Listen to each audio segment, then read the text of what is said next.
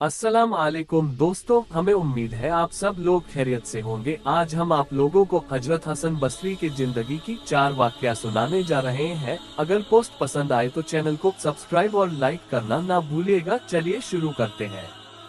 हजरत हसन बसरी फरमाते हैं कि मुझे मेरी जिंदगी में 4 वाक़यात बहुत ही अजीब लगे। लोगों ने पूछा वो कौन सी वाक़यात है? आपने फरमाया, पहला वाक़या, एक नौजवान के हाथ में चिराग था तो मैंने नौजवान से सवाल किया, ये रोशनी कहाँ से आए? तो जैसे ही मैंने पूछा रोशनी कहाँ से आए तो उस नौजवान ने फौरन फूंक मारकर चिराग बुझा दिया और कहने लगा, हजरत जहाँ चली गई वहीं से आई थी।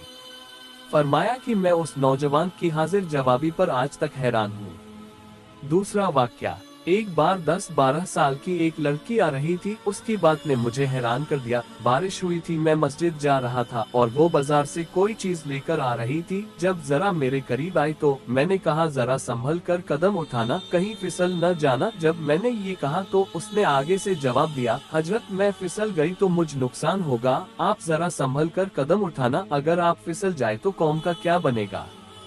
तो हजरत कहने उस लड़की की बात मुझे आज तक याद है। उस लड़की ने कहा था कि आप संभल कर कदम उठाना, कहीं आप फिसल गए तो कौम का क्या बनेगा।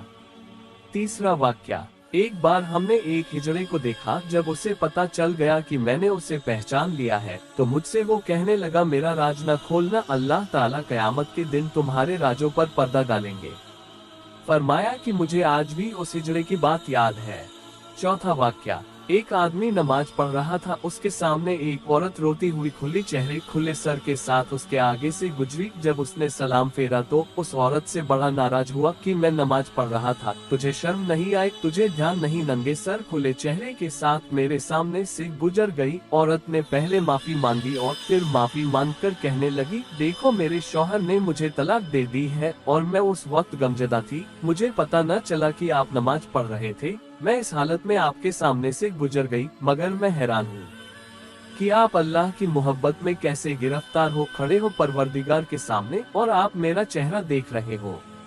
हसन बसरी ने फरमाया, उस औरत की बात मुझे आज भी याद है।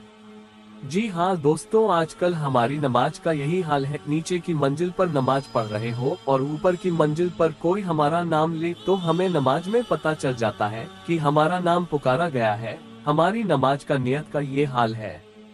प्यारे दोस्तों, अगर आप लोगों को हमारी ये पोस्ट पसंद आई है हो और अगर आपको इस पोस्ट से कुछ इल्म हासिल हुआ हो तो हमें सब्सक्राइब और लाइक कर दीजिए। शुक्रिया।